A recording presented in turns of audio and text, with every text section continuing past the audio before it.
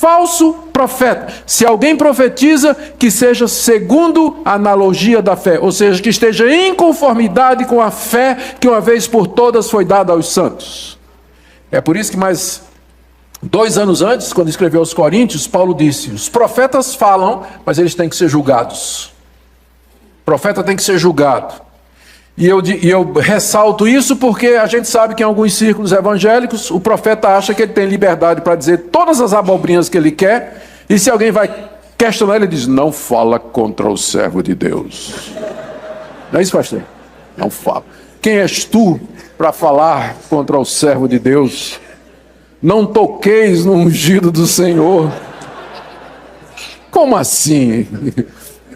O profeta tem que falar de acordo com a analogia da fé, né? Dentro da palavra de Deus. Se ele falar fora, tem que ser questionado mesmo, né? Queridos, meu objetivo nessa noite é expor Romanos capítulo 12, do verso 1 até o verso 8, e mostrar a relação que existe entre a obra da redenção, aquilo que Deus fez por nós, e a nossa maneira de viver aqui nesse mundo. Eu vou mostrar a importância da palavra pois, que está aí no verso 1. Essa conjunção aí, ela faz a ligação entre as duas grandes partes da carta aos Romanos. E estabelece um princípio muito importante que faz com que o cristianismo seja diferente de todas as demais religiões. Se você me perguntar qual a diferença entre o cristianismo e o hinduísmo, a minha resposta é a palavra pois. Só o cristianismo tem essa palavra, as outras religiões não têm. Eu vou explicar por quê. Mas vamos ler do verso 1 até o verso 8. Rogo-vos, pois, irmãos, pelas misericórdias de Deus, que apresenteis o vosso corpo por sacrifício vivo, santo e agradável a Deus, que é o vosso culto racional. E não vos conformeis com este século, mas transformai-vos pela renovação da vossa mente, para que experimenteis qual seja a boa, agradável e perfeita vontade de Deus. Porque pela graça que me foi dada, digo a cada um dentre vós, que não pense de si mesmo além do que convém. Antes pense com moderação, segundo a medida da fé que Deus repartiu a cada um. Porque assim como num só corpo temos muitos membros, mas nem todos os membros têm a mesma função, assim também nós, conquanto muitos, somos um só corpo em Cristo e membros uns dos outros. Tendo, porém, diferentes dons, segundo a graça que nos foi dada, se profecia, seja segundo a proporção da fé. Se ministério, dediquemo-nos ao ministério, ou que ensina, esmere-se no fazê-lo. Ou que exorta, faça-o com dedicação, o que contribui com liberalidade, o que preside com diligência, que exerce misericórdia com alegria. Queira nosso Deus nos abençoar nessa noite, que o Espírito Santo, queridos, use essa palavra e a exposição dela para falar aos nossos corações, sejamos todos confortados, edificados, fortalecidos, corrigidos na boa palavra de Deus. Aqui Paulo chegou no final da primeira parte da sua carta, do capítulo 1 até o capítulo 11, o apóstolo Paulo tinha feito uma exposição dos pontos centrais do evangelho que ele prega. Como vocês sabem, a carta aos Romanos é uma carta em que Paulo se apresenta à igreja de Roma com o objetivo de angariar o apoio da igreja para um projeto missionário que ele tem na Espanha. Como ele não era conhecido da igreja de Roma, embora no capítulo 16 havia pessoas na igreja que o conhecessem, Paulo não é o fundador da igreja de Roma, e como também corriam muitos boatos a respeito de Paulo, especialmente da parte dos seus inimigos, os judaizantes, que questionavam a sua lealdade ao judaísmo, às escrituras, ao templo, à religião que Deus havia revelado a Moisés. Paulo então prepara a sua ida até Roma, é o plano dele, prepara enviando essa carta, onde ele fala do seu projeto missionário no capítulo 1 e no capítulo 15, ele pretende alcançar a Espanha, ele fala do seu desejo de ser apoiado pela igreja de Roma, e ele então prega, descreve o evangelho que ele prega à luz daqueles questionamentos. Então, do capítulo 1 até o 11, ele trata primeiro da perdição de toda a raça humana, gentios e judeus.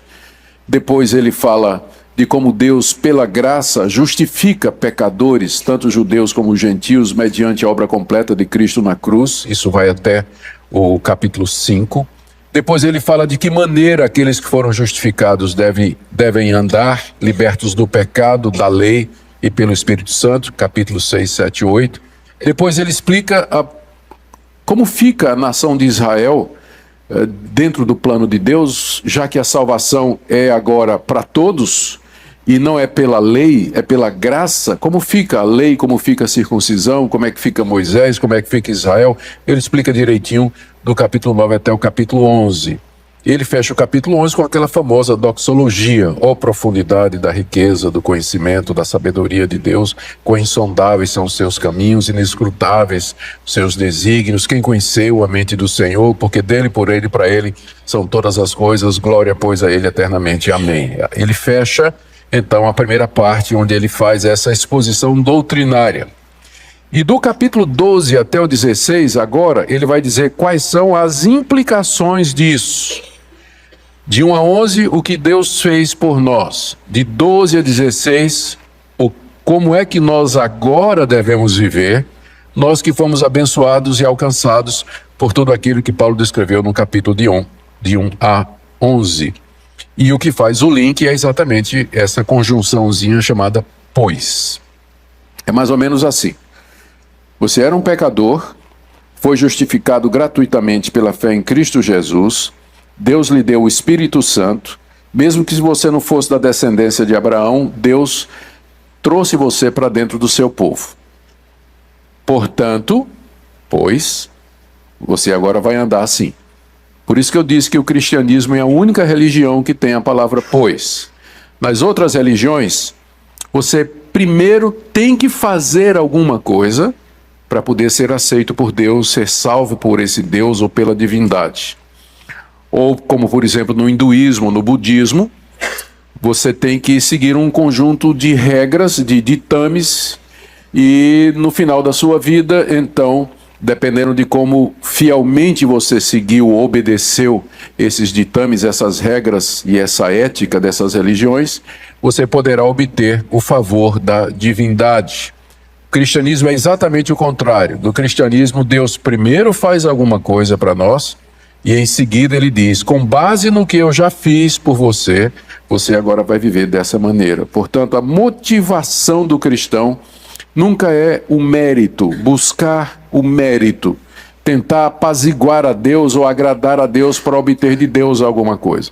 É porque ele já foi aceito por Deus, porque Deus já se agradou dele, Deus já o aceitou e o perdoou, que ele, movido por amor a Deus e por gratidão a Deus, ele vai fazer o que é que ele tem que fazer.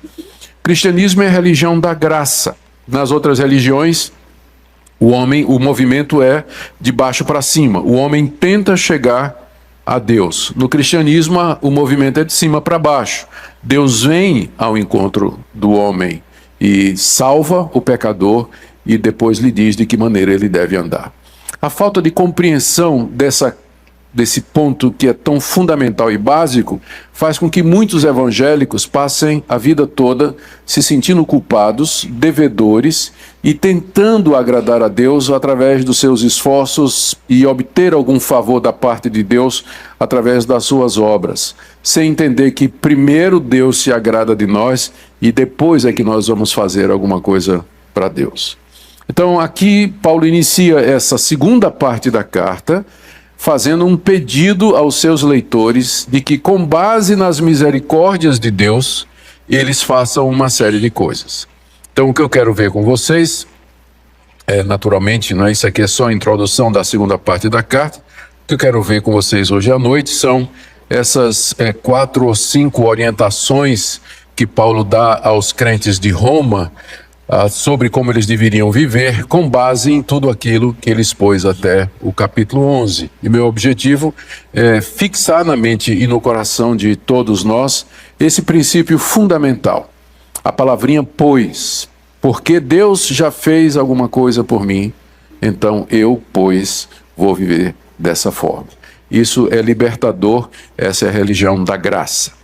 Então vamos começar aí no verso 1. Eu disse que são 4 ou 5 orientações. A primeira orientação que Paulo dá aqui, na verdade, é um pedido que ele faz aos seus leitores na igreja de Roma.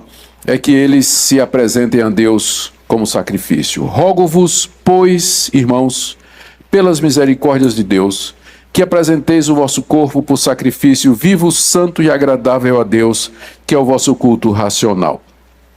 Aqui Paulo não está dando uma ordem, mas ele está fazendo um pedido, ele roga. A palavra rogar, o verbo rogar aqui, indica uma solicitação humilde e profunda, feita com fervor, feita com desejo, né? Paulo está mais do que pedindo, né? Ele está de fato quase que suplicando aos seus leitores que façam alguma coisa. E a base do pedido de Paulo, ele diz aí no verso 1, são as misericórdias de Deus. Rogo-vos, eu peço a vocês com todas as veras do meu coração. Eu peço pelas misericórdias de Deus. Ou seja, esse pedido que ele está fazendo é baseado nas misericórdias de Deus. Está no plural, que geralmente a gente fala da misericórdia, singular de Deus. Mas aqui é uma das poucas vezes em que aparece as misericórdias no plural de Deus. Por que Paulo usa o plural? Porque as misericórdias de Deus a que ele se refere aqui, e que são a base do seu pedido, são aqueles atos de misericórdia que Deus fez e que Paulo registrou nos capítulos de 1 a 11. O chamado de Abraão, a eleição antes da fundação do mundo, a justificação pela fé sem as obras da lei, a concessão do Espírito Santo, a libertação do pecado, a libertação da culpa da lei. Tudo isso são atos misericordiosos de Deus para com pecadores como vocês e como eu. Então, com base nesses atos de misericórdia que Deus já fez, Paulo roga que os crentes de Roma, vem o pedido: apresenteis o vosso corpo por sacrifício vivo, santo e agradável a Deus, que é o vosso culto racional. Com base nos atos misericordiosos de Deus, que incluem a sua salvação e a sua redenção, a vida eterna, eu rogo a vocês que vocês agora apresentem a Deus o corpo de vocês como sacrifício vivo, santo e agradável. Essa apresentação do nosso corpo a Deus em sacrifício vivo, santo e agradável é o resultado daquilo que Deus fez por nós. Paulo está aqui claramente, vocês percebem, usando a linguagem tirada do templo. Ele fala aqui de apresentar, que era exatamente o que o sacerdote fazia quando ele trazia um animal para o altar. Ele apresentava aquele animal diante de Deus como sacrifício. Paulo fala aqui do corpo, se referindo ao corpo do animal, que seria morto e depois queimado completamente em cima do altar. Ele fala de sacrifício, que descreve aquilo que era feito ali. E no final do verso ele fala de culto. Ou seja, Paulo está aqui fazendo um paralelo entre os sacrifícios do Antigo Testamento e isso que ele está pedindo.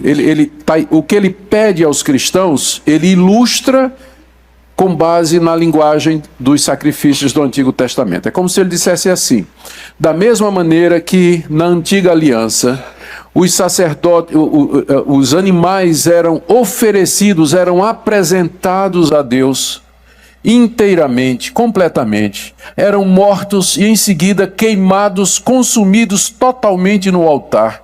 E aquela fumaça subia e era agradável a Deus, que cheirava aquele cheiro de carne queimada e se agradava. Então, da mesma forma, vocês vão não oferecer sacrifícios, mas vão apresentar vocês mesmos no altar de Deus, como um sacrifício vivo, porque vocês não precisam ser mortos como os animais do Antigo Testamento. Perfeitos, assim como aqueles animais eram sem defeito, vocês estão já aperfeiçoados com base no que Cristo fez, capítulos de 1 a 11. E no sacrifício agradável, da mesma forma que Deus cheirava aquela fumaça e se agradava, Ele vai se agradar da entrega voluntária do corpo de vocês a Ele. A pergunta é: por que é que Paulo usa corpo? Apresenteis o vosso corpo. É que corpo aqui significa nossa personalidade por inteiro, porque é através do corpo que minha mente e minhas emoções se manifestam. Então ele usa corpo para significar o homem inteiro.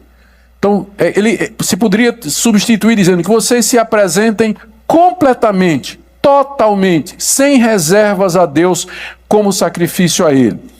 Sacrifício vivo, em contraste com a morte daqueles animais, mas porque também nós viveremos como pessoas que estão no altar de Deus, ou seja, totalmente à disposição dele. Um sacrifício vivo. Nós vivemos nesse mundo num estado de entrega absoluta, como aqueles animais eram entregues para ser consumidos completamente pelo fogo, a ponto de não restar absolutamente nada no altar. Rogo-vos, irmãos, suplico, diz o apóstolo Paulo, com base nos atos misericordiosos de Deus por vocês, daquilo que Deus já fez por vocês, enviando o seu Filho, que pagou a culpa de vocês na cruz, ressuscitou dos mortos, justificou vocês gratuitamente, perdoou todas as suas ofensas, deu o Espírito Santo, a promessa da vida eterna. Com base nisso, eu peço que a partir de hoje, vocês se entreguem sem reservas, completamente, todas as dimensões da sua vida sejam por completo entregues a Deus, para que sejam ofertados e colocados à disposição de Deus, como os animais eram oferecidos no altar na antiga aliança. Então esse é o paralelo. E aqui está o primeiro pedido. Não tem como uma pessoa, a primeira aplicação, aliás, uma pessoa que entendeu as misericórdias de Deus, a primeira reação dela vai ser essa entrega. Senhor, eis-me aqui. O Senhor já mandou seu Filho que assumiu o meu lugar no altar do Calvário. Então resta-me entregar a minha vida, meu corpo, tudo que eu sou ao Senhor, para viver para a tua glória e para te servir de todo o coração. Ou seja, a reação ou a primeira consequência de tudo que Deus fez por nós é a nossa entrega irrestrita, absoluta a Ele, a nossa oferta, nossa apresentação de nós mesmos a Ele voluntariamente, para que sejamos como um sacrifício vivo, santo e agradável. Em seguida, Paulo expande o que ele quer dizer, descrevendo essa entrega como sendo o vosso culto racional. E aqui nós temos duas dificuldades de interpretação. A primeira é quando Paulo diz que essa apresentação do nosso corpo a Deus como resultado das misericórdias dele por nós, ele está se referindo ao culto público ou ele está se referindo à minha vida toda como um culto? As duas possibilidades cabem bem aqui.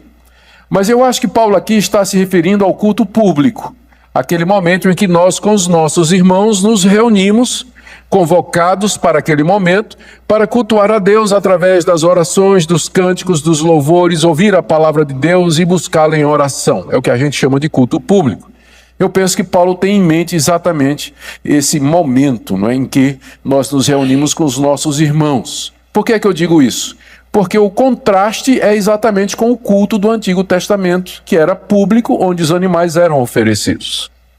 E mais adiante ele vai falar dos dons espirituais, que também eram exercidos durante o culto. Então eu creio que tudo aqui aponta para culto, momento solene em que o povo de Deus está reunido. Essa é a primeira dificuldade, vamos resolver entendendo dessa forma. Há quem entenda de maneira diferente. O segundo ponto é a palavra racional. Essa palavra é uma palavra grega, logikes, de onde vem a nossa palavra lógica. Então, um culto racional tanto pode significar um culto que é feito com a mente, com entendimento, e aí o sentido é, ao contrário daqueles animais irracionais que eram apresentados no altar, vocês agora, como pessoas inteligentes e conscientes, voluntariamente se apresentam a Deus, enquanto que aqueles animais eram bem que levados, né? Eram levados na marra para o altar. Mas vocês agora, porque vocês são criaturas racionais, vocês entenderam as misericórdias de Deus, então vocês voluntariamente se apresentam a Deus. Essa é uma possibilidade. Mas a outra possibilidade é que racional aqui significa espiritual. Essa palavra pode ser traduzida dessa maneira, e faz sentido, porque aqui espiritual estaria em contraste com a materialidade do culto do Antigo Testamento. No Antigo Testamento havia todo aquele cerimonial, havia um animal que era trazido para o altar, o sacerdote estava vestido com a estola, havia um coral que cantava, entoava música. Então o culto do Antigo Testamento era muito visual, era muito gráfico, era muito material, por assim dizer. Enquanto que agora, depois que Cristo foi oferecido de uma vez por todas na cruz, fazendo cessar a lei cerimonial, o culto do cristão, ele é espiritual. Ele não envolve cerimônias, não envolve sacrifício de animal, não envolve pompa, não tem mais ritual. É um culto feito em espírito e em verdade. Então, tanto pode ser racional no sentido de intelectual, compreensão, quanto pode ser também no sentido de espiritual. Qual dos dois? Quando uma regra de interpretação quando você não consegue decidir entre um e outro, fica com os dois. Então talvez seja exatamente esse o ponto. Às vezes essa ambiguidade no texto bíblico, ela tem como objetivo enriquecer o sentido. Porque em vez de ter um sentido, ele congrega 2 ou 3 sentidos ao mesmo tempo, que são sentidos possíveis. Então o que Paulo está querendo dizer aqui provavelmente é que diante das misericórdias de Deus, nós então, com entendimento, porque nós entendemos isso, e espiritualmente, porque o nosso culto agora não é mais como o culto da antiga aliança, nós, como igreja, irmãos, juntos, publicamente, nós declaramos que pertencemos a Deus, que somos dele e viveremos para ele, até que ele resolva nos levar para a glória eternamente. É isso que significa apresentar o seu corpo como sacrifício vivo, santo e agradável a Deus, que é o seu culto racional. Então essa seria o primeiro pedido do apóstolo Paulo, com base nas misericórdias de Deus. E aí, é claro, a aplicação é muito clara. Você tem que, a essa altura, se examinar e perguntar: Deus, a minha vida é como daquele animal sobre o altar. Estou inteiramente no altar para ser consumido pela vontade de Deus? Estou voluntariamente, com consciência, disposto e entregue sem reservas a Deus, que tanto fez por mim através das suas misericórdias? A segunda orientação de Paulo, e aí ele já não está fazendo um pedido, agora já são 2 imperativos, né? Já são 2 ordens. No verso 2, é para que eles se transformem. E talvez o verso 2 ele seja uma explicação do culto racional. O culto racional, que nós estamos interpretando o culto racional como sendo aquele momento em que o cristão, consciente de tudo que Deus fez por ele, juntamente com seus irmãos, num culto baseado nesse entendimento, um culto que é espiritual, ele se entrega a Deus, dizendo: eu não posso ter outra reação senão me entregar completamente a Ti. Ele se consagra. Mas o que é que isso significa na prática?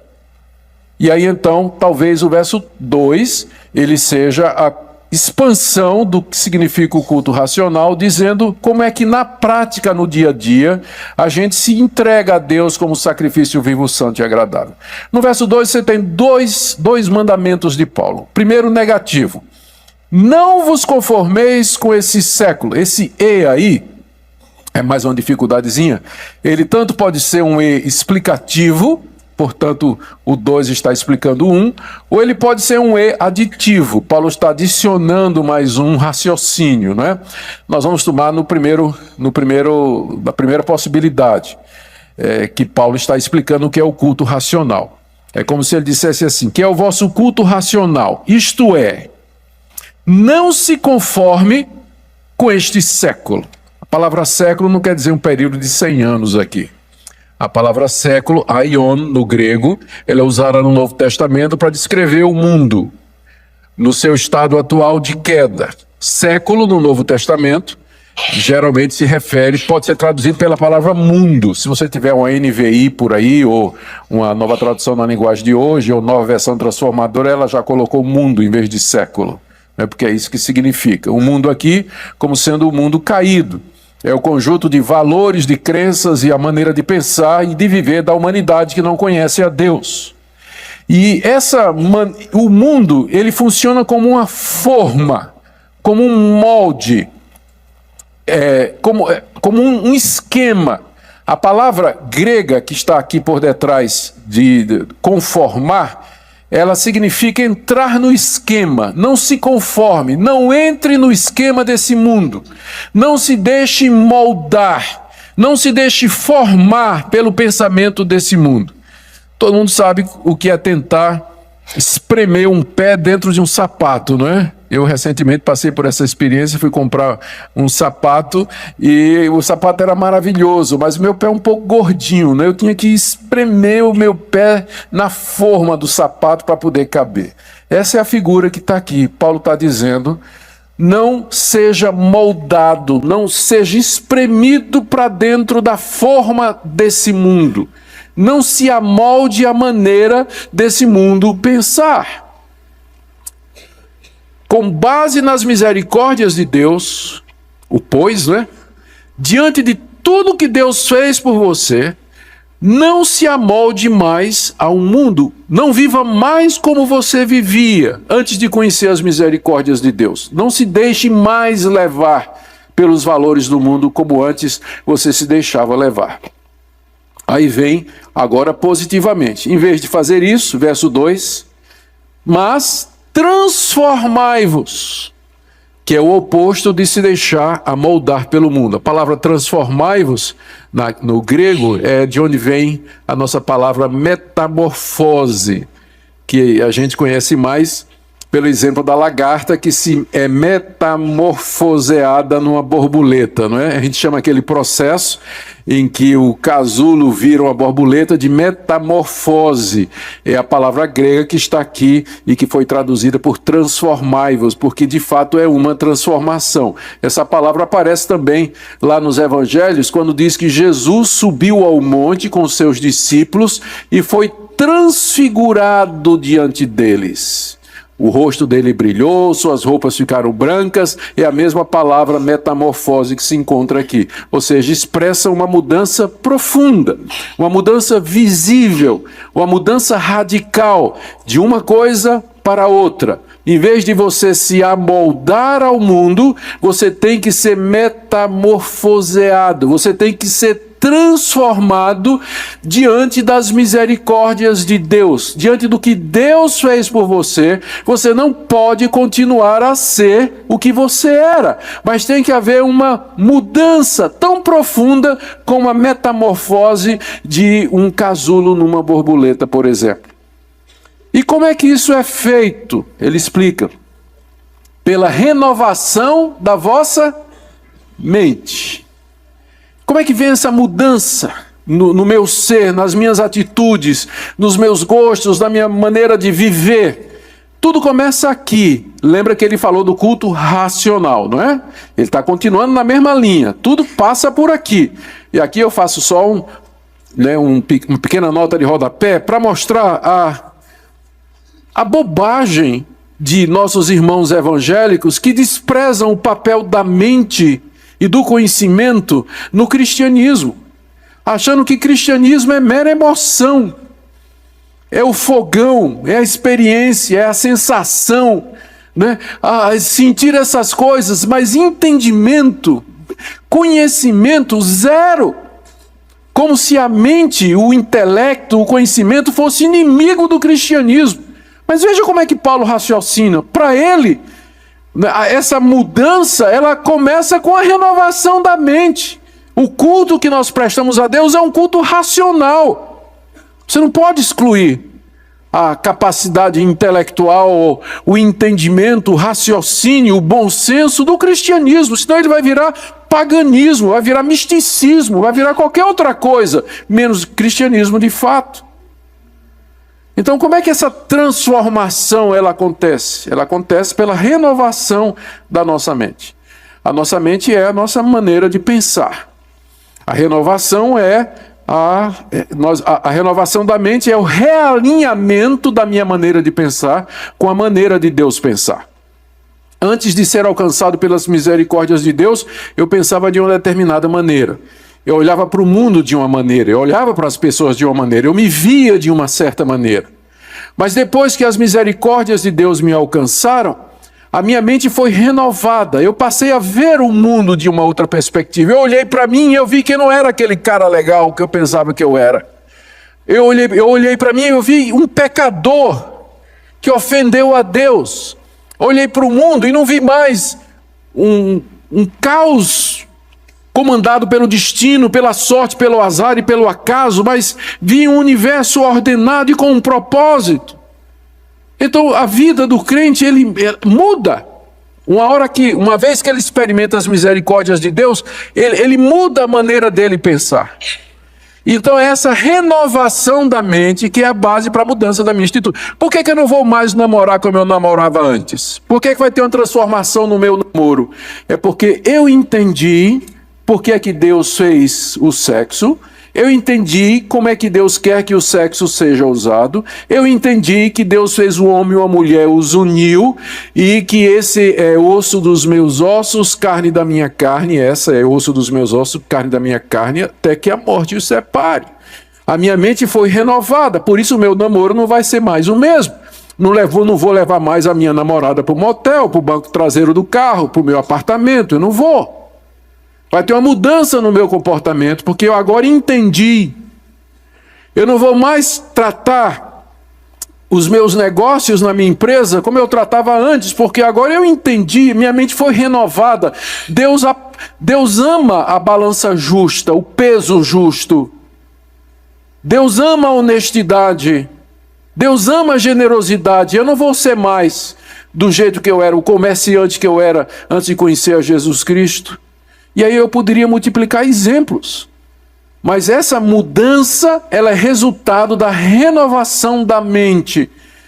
A mente foi mudada, ela mudou exatamente, né? O culto racional. Ela mudou quando nós, em reação às misericórdias de Deus, nós nos apresentamos a Ele incondicionalmente, dizendo: Senhor, minha vida toda está diante de Ti, inclusive a minha mente.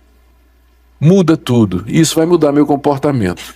Muitos cristãos não entendem essa dinâmica e eles querem mudar o comportamento deles na marra. Mas você tem que saber por que Deus quer que você mude. Porque uma pessoa convencida contra a sua razão ainda é da mesma opinião anterior. Tem que mudar o entendimento. Você tem que entender por que é que Deus não quer que você transe com o seu namorado. Você tem que entender porque Deus quer que você seja honesto no uso do seu dinheiro. Você tem que entender por que Deus quer que você não use mídia social para compartilhar pornografia e piada suja. Você tem que entender por quê. E só então vai ter essa mudança em você. Vai ser uma pessoa diferente. E você vai saber a base e você vai se alegrar nisso. Olha o que é que vai acontecer no final de tudo isso, verso 2. Para que experimenteis qual seja a boa, agradável e perfeita vontade de Deus. Eu acho que isso é o que todo crente quer, né? Vontade de Deus aqui, tem duas possibilidades de interpretação. Pode ser aquela vontade revelada na Bíblia. Por exemplo, está escrito: essa é a vontade de Deus, a vossa santificação. Então a vontade de Deus está na Bíblia. É a vontade geral dele que ele revelou e que tornou pública. Mas não acho que é disso aqui que Paulo está falando. Paulo está falando daquela vontade particular de Deus para cada um de nós, que a gente chama de providência, que geralmente é secreta. Deus não revela. A gente só sabe quando acontece. E quando acontece, a gente pode experimentar. Experimentar a boa, perfeita e agradável vontade de Deus é você viver aqui nesse mundo, tendo a mente renovada, tendo sido transformado, vivendo como um sacrifício vivo, oferecendo a Deus um culto racional, e aí você vai encontrar o seu lugar nesse mundo, você vai ter prazer em ser o que você é, você vai ser feliz, você vai experimentar a boa, porque não é ruim, né? Não é ruim, perfeita, porque não tem como melhorar, e agradável a Ele e agradável para você. A vontade de Deus. Então, isso aqui é o sonho de consumo de todo crente, não é? Experimentar a boa, perfeita e agradável vontade de Deus. Mas como é que você faz isso? Isso aqui é o resultado de um processo que começa no verso 1. Né? Entenda as misericórdias de Deus por você. Olha o que Ele fez por você.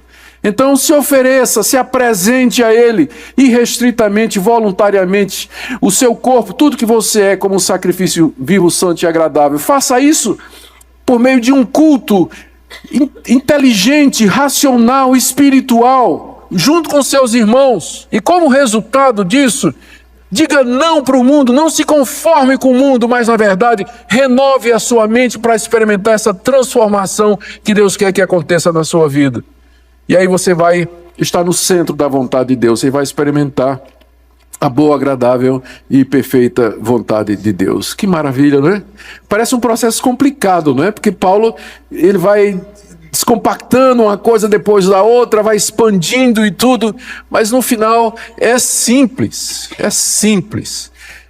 Diante das misericórdias de Deus, pois, se ofereça a Ele. E você vai ser transformado, sua mente vai ser renovada e você vai ter essa experiência maravilhosa da vontade de Deus na sua vida. O verso 3 introduz, Paulo avança o assunto e ele fala dessa vontade de Deus em uma área em particular da nossa vida, que é a questão dos dons espirituais. O tema do verso 3 até o 8 são dons espirituais, mas vai ser dividido em 3 partes aí. Eu vou correr aqui para poder dar tempo para a gente ver isso aqui. Ele falou no final do verso 2 que ele quer que nós experimentemos a boa, perfeita e agradável vontade de Deus. A vontade de Deus é o plano dele para a minha vida, aqui nesse mundo. O que é que Deus planejou para mim? O que é que ele quer de mim? O que é que eu estou fazendo aqui? Para que eu nasci? De que maneira eu vou servir a Deus e o mundo? Então, é isso o plano de Deus para a minha vida. E esse plano, ele está associado, está ligado às habilidades que Deus me deu. Por exemplo, se Deus me deu uma habilidade de ser um mestre, então eu já descobri meu lugar no mundo. Eu vou experimentar boa, agradável e perfeita vontade de Deus. Eu vou ser um professor, vou ser um pregador, vou ser um ensinador, porque Deus me deu essa habilidade. Deus me deu sensibilidade para com a necessidade das pessoas. A misericórdia. Então eu já sei qual é a boa, perfeita e agradável vontade de Deus para mim. É que eu dedique minha vida para abençoar e ajudar pessoas que estão passando necessidade.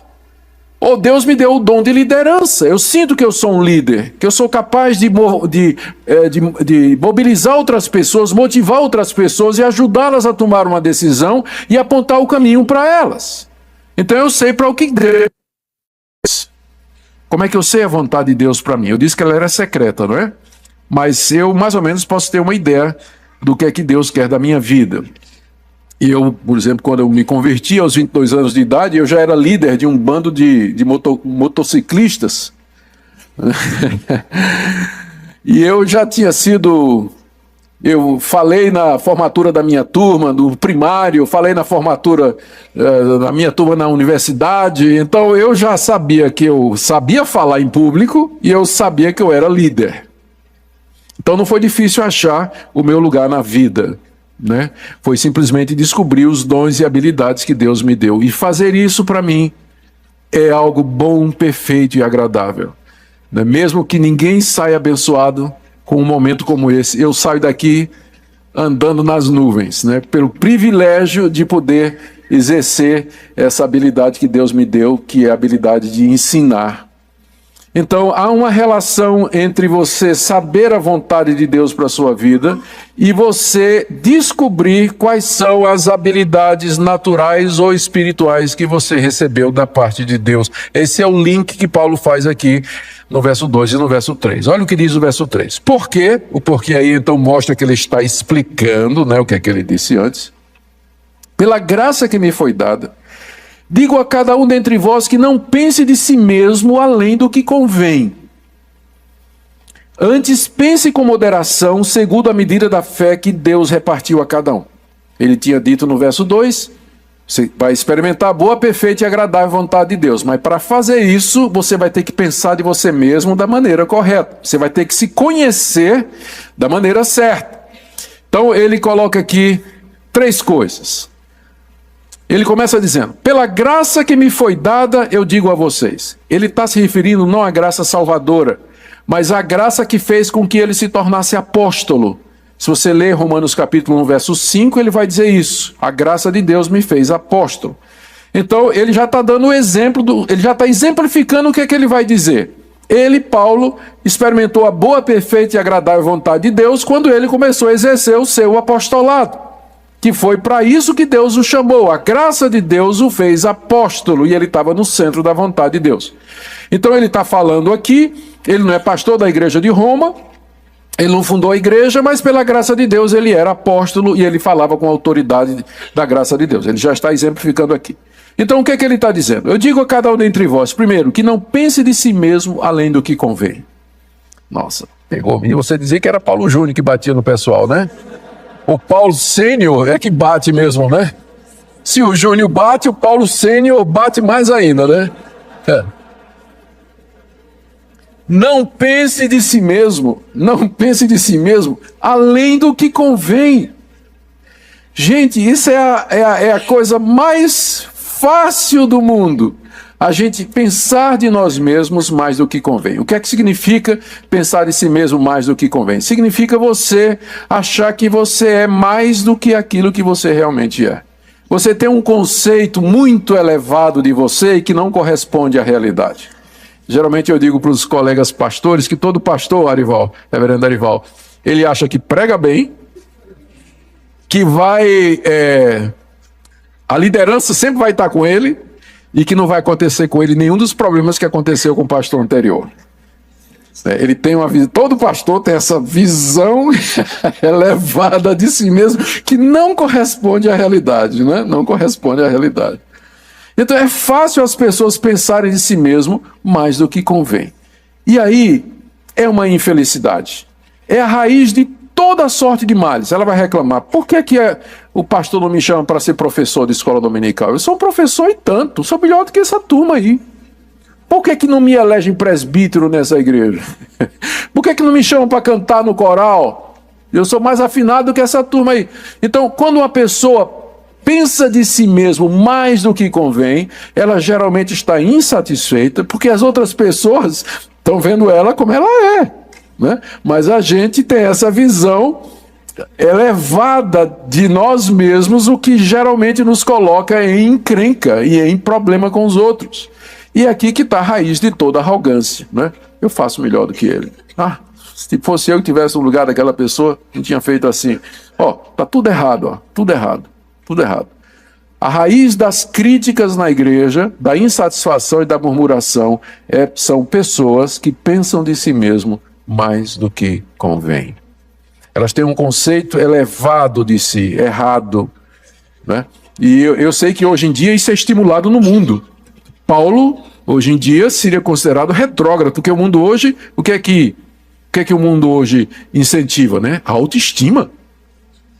Tem que pensar que você é o tal. Você é melhor que todo mundo, você está lá em cima e tudo mais.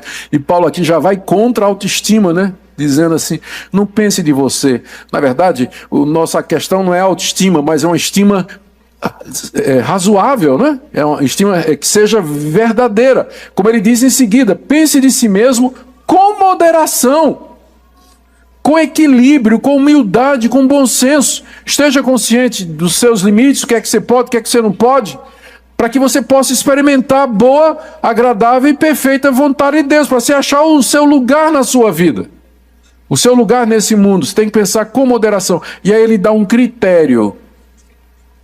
Eu gosto de Paulo por isso. Ele não nos deixa sem pergunta respondida, né? Mas Paulo, como é que eu posso pensar com moderação? Resposta, final do verso 3. Segundo a medida da fé que Deus repartiu a cada um. Não pense de si mesmo mais do que convém. Pense com moderação, segundo a medida da fé que Deus repartiu a cada um. E aqui é mais uma daquelas partes nessa passagem. Eu acho que eu escolhi a passagem mais complicada de toda a carta de Romanos, em que você tem várias possibilidades de interpretação. A chave aqui é interpretar a palavra fé. Se fé aqui significa o sentimento ou o ato de crer, o que Paulo estaria dizendo assim: você tem que pensar de você mesmo de acordo com o tamanho da fé que Deus lhe deu. Se você tem muita fé, então você de fato, você se sente confiante para fazer uma série de coisas. Mas se sua fé é pequenininha, né? Se sua fé é pequenininha, então não queira ser mais do que você é. Não queira parecer mais espiritual do que você de fato é. Mas a palavra fé aqui, ela pode ser também interpretada no sentido não salvador, mas da seguinte maneira: a fé é aquela virtude que abre a porta para todas as demais. Foi pela fé que eu fui admitido no reino de Deus. Pela fé eu me tornei filho de Deus. E pela fé as portas foram abertas não somente para eu entrar, mas também para as bênçãos virem.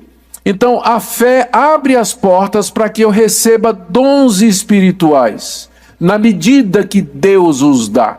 Então o que eu quero sugerir para vocês aqui é que essa expressão, segundo a medida da fé que Deus repartiu a cada um, Paulo está querendo simplesmente dizer o seguinte: você tem que pensar de você mesmo de acordo com os dons espirituais que você recebeu pela fé em Cristo Jesus e que Deus repartiu na sua soberania. Então você tem que pensar de você e se avaliar a partir disso, uma avaliação real.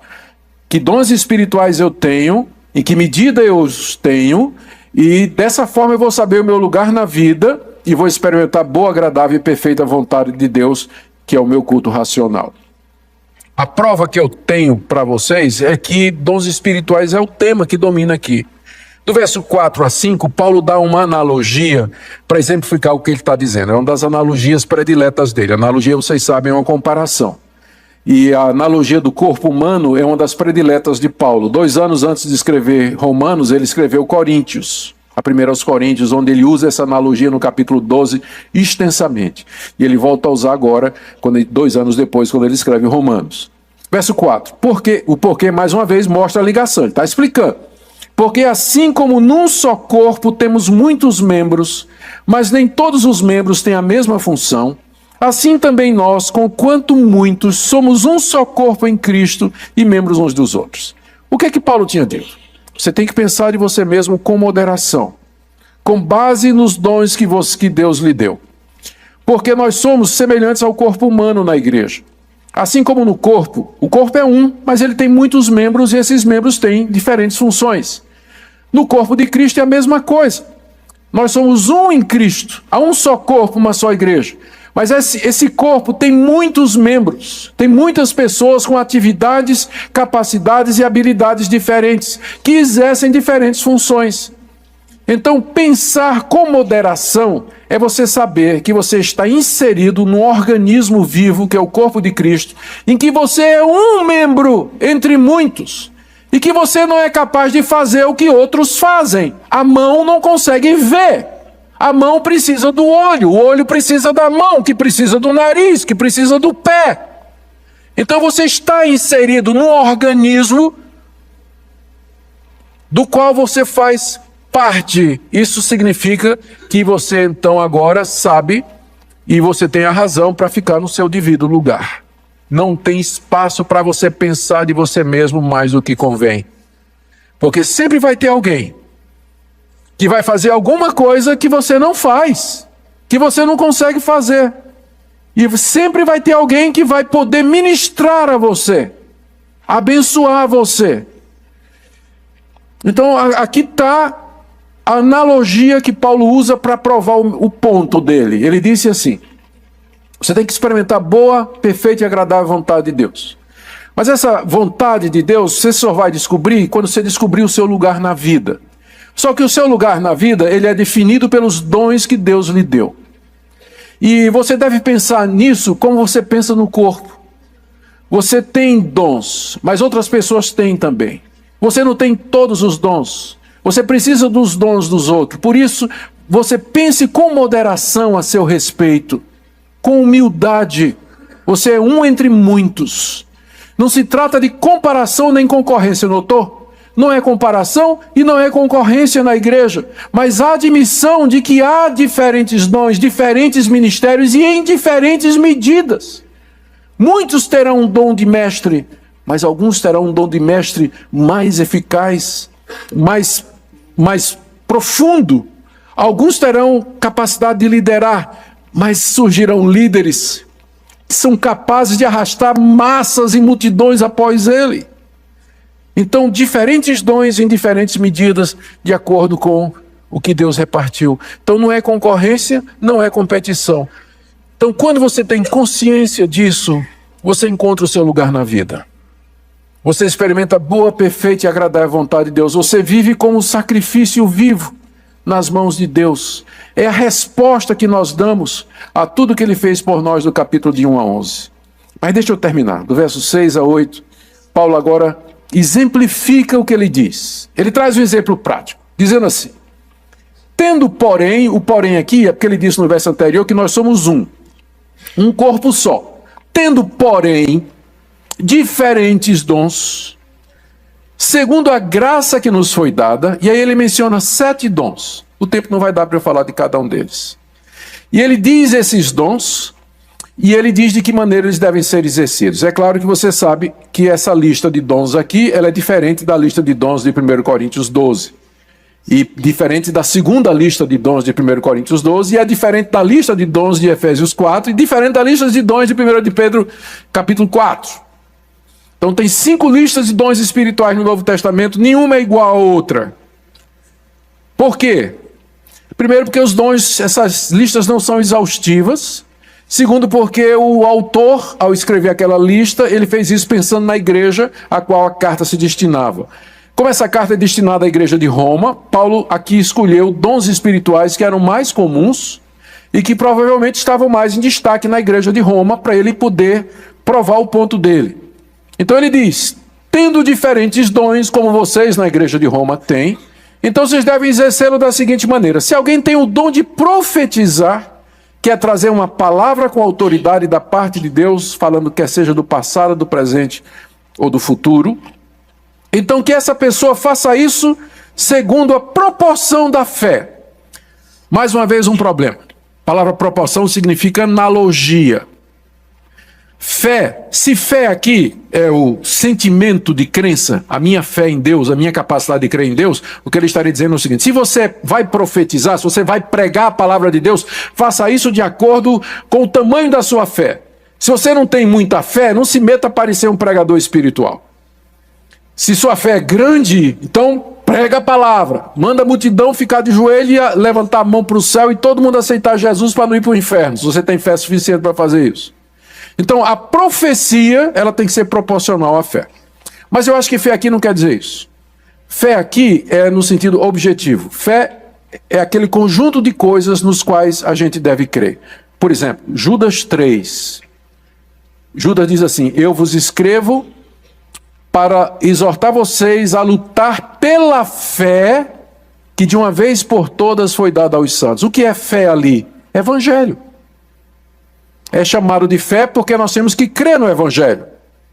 Ou então lá em Gálatas, quando Paulo diz assim, ele dizia que o pessoal falava dele assim: aquele que antes perseguia a fé, agora prega o Evangelho. Então fé significa Evangelho. Analogia da fé significa o seguinte: o que o profeta disser tem que ser análogo ao Evangelho. O profeta não pode dizer nada diferente da fé cristã, da nossa fé. Se um profeta disser alguma coisa que não for análogo à doutrina dos apóstolos e de Jesus Cristo, é falso profeta. Falso profeta. Se alguém profetiza, que seja segundo a analogia da fé, ou seja, que esteja em conformidade com a fé que uma vez por todas foi dada aos santos. É por isso que mais 2 anos antes, quando escreveu aos Coríntios, Paulo disse: os profetas falam, mas eles têm que ser julgados. O profeta tem que ser julgado. E eu ressalto isso porque a gente sabe que em alguns círculos evangélicos o profeta acha que ele tem liberdade para dizer todas as abobrinhas que ele quer, e se alguém vai questionar, ele diz: não fala contra o servo de Deus. Não é isso, pastor? Não fala. Quem és tu para falar contra o servo de Deus? Não toqueis no ungido do Senhor. Como assim?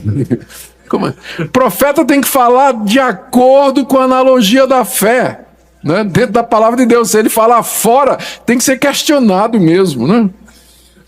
Então, se é profecia, seja segundo a proporção da fé. Se é ministério, a palavra ministério aqui é muito ampla, é a palavra diaconia, né? Então, significa serviço. Se alguém tem o dom de servir e ajudar os outros, né? De tantas maneiras, Paulo diz aqui, que se dedique a isso, e assim ele vai experimentar a boa, agradável e perfeita vontade de Deus, vai se realizar. Vai se realizar. Se é ensino, se esmere no ensino, se dedique a fazer, a ensinar da melhor maneira possível, estude, se prepare para poder ensinar. Se você exortar significa não somente repreender, mas encorajar. Eu creio que o sentido aqui mais é esse. Se você encoraja, faça isso com dedicação. Gente, é tão bom, é maravilhoso. Quando você encontra uma pessoa que tem o dom de exortar, no sentido de encorajar, essas pessoas são luzes no meio da igreja. Elas sempre estão de bom humor, felizes, tem tempo ruim para elas. Chega perto de você, ora com você, dá uma palavra, encoraja, né? Essas pessoas que têm um dom de exortar, e elas deviam fazer isso com dedicação. Depois, o que contribui com liberalidade. Deus, é claro, todos nós temos de contribuir, mas a alguns Deus deu o dom de contribuir, que geralmente vem junto com dinheiro, né? Não adianta ter o dom de contribuir se você não tem dinheiro. Então, Deus geralmente faz isso. Então, quem tem essa condição, faça isso com liberalidade. Liberalidade, fala, Senhor, né? Arival está dizendo aqui, fala, Deus.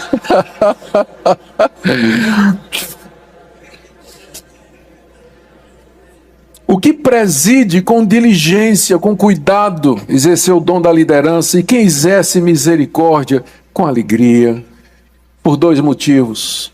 A pessoa que exerce misericórdia, uma pessoa que tem esse dom, é uma pessoa que sempre se compadece do sofrimento dos outros, e ela vai fazer alguma coisa. E se ela não for uma pessoa alegre, ela vai ser consumida pelo sofrimento dos outros. Ela não aguenta. Então ela tem que ser alegre. E por outro motivo também, não adianta você querer exercer misericórdia com uma pessoa resmungando, né? Você vai exercer misericórdia em cara fechada e tal. Não, aí não é misericórdia. A misericórdia tem que ser acompanhada com alegria. O que Paulo quer dizer aqui? O que é que isso tudo tem a ver conosco? São apenas exemplos. Paulo está dizendo, olha, aqui ele está fechando o que ele disse lá em cima. Se você quer experimentar boa, agradável, perfeita, maravilhosa vontade de Deus, o caminho é esse aqui. Você pense, não pense de si além do que convém. O conveniente da sua avaliação é dentro da medida da fé que Deus repartiu, ou seja, dos dons espirituais que pela fé Deus lhe deu. E a partir deles, então, você vai se avaliar, vai saber o seu lugar na vida, e você então vai servir a Deus dentro desses diferentes dons aqui. Agora deixe-me desafiar vocês, eu estou terminando mesmo, eu já sei que eu disse isso há 15 minutos atrás, mas tudo bem. Quando eu disser, nunca acredite em mim, por favor.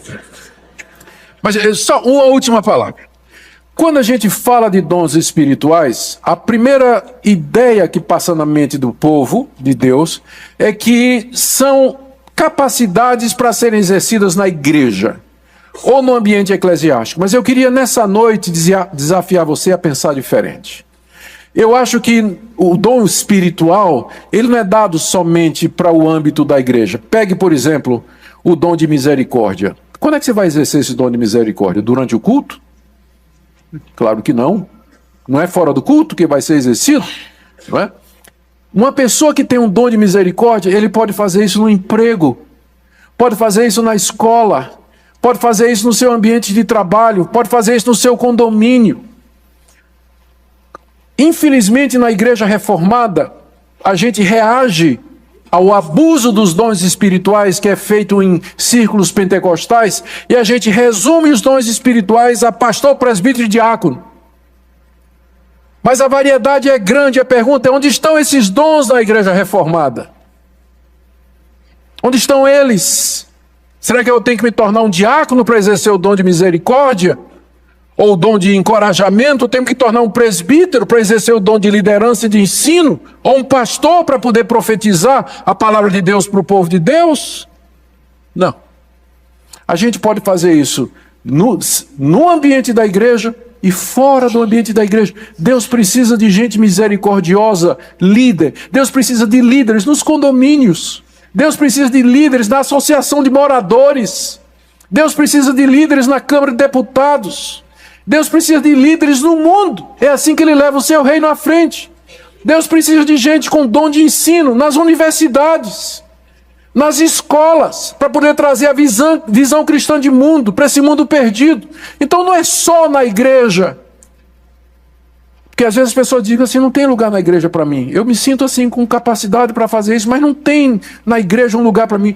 Não é necessariamente na igreja. O reino de Deus é maior do que a igreja local. E você pode exercer seus dons e suas habilidades onde Deus lhe colocou. Não precisa mudar muita coisa. Onde você está? O que você tem que fazer para isso? Fechando. Isso que nós acabamos de ler é o resultado do verso 1, do pois. Diante das misericórdias de Deus, seus atos misericordiosos por nós, apresente-se a Ele incondicionalmente em culto racional. Senhor, eu sou teu, usa-me, me consagro a ti. A partir daí, então, você vai não mais se conformar com esse mundo, mas vai renovar a sua mente para você experimentar qual é a boa, perfeita e agradável vontade de Deus. Como é que essa vontade de Deus se expressa na minha vida aqui nesse mundo? Através da medida da fé que Ele repartiu a cada um, ou seja, através dos dons espirituais que Ele, pela fé, concedeu a você. Esses dons são muitos, são variados, mas formam um corpo só, analogamente ao corpo humano. Exemplo, profecia, ministério, ensino, contribuição, exemplos que Paulo dá aqui apenas para exemplificar o que ele está dizendo. Pergunta é, que eu quero fazer para você nessa noite. Você já experimentou isso? Como você está nessa noite? No centro da vontade de Deus? Ou você ainda está se perguntando, quem sou eu? Qual é o meu lugar nesse mundo? Eu ainda estou procurando, eu me sinto infeliz, eu não encaixo. Eu não sei o que é que Deus quer de mim. Eu espero que essa palavra nessa noite seja uma palavra de encorajamento para você. E que você veja que todo esse processo começa com a nossa entrega a Deus em culto racional. Comunhão com Deus vai fazer com que você tenha essa afinidade e harmonia com Ele. E você vai ouvir a vontade dEle com mais clareza. À medida que você anda com Ele e você renova a sua mente, realinha a sua mente ao pensamento de Deus e a analogia da fé que é a sua palavra revelada. Amém? Queria orar com vocês nessa noite, pedindo especialmente essa bênção que Deus nos desse, de revelar a sua vontade a nós através dos dons espirituais e de nos chamar e nos receber como sacrifício vivo, santo e agradável a Ele, que é o nosso culto racional. Fiquemos de pé, nós vamos orar.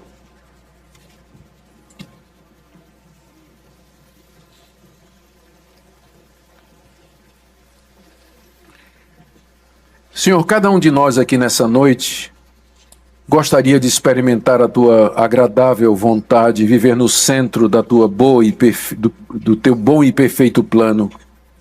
E eu quero pedir que nessa noite, Senhor, tu estejas redirecionando pensamentos, mudando atitudes, alterando conceitos, esclarecendo as mentes, de forma que teu povo saia daqui nessa noite feliz, alegre, animado, encorajado, cheio do Espírito Santo, da alegria que vem do Senhor, por poder te servir aqui nesse mundo.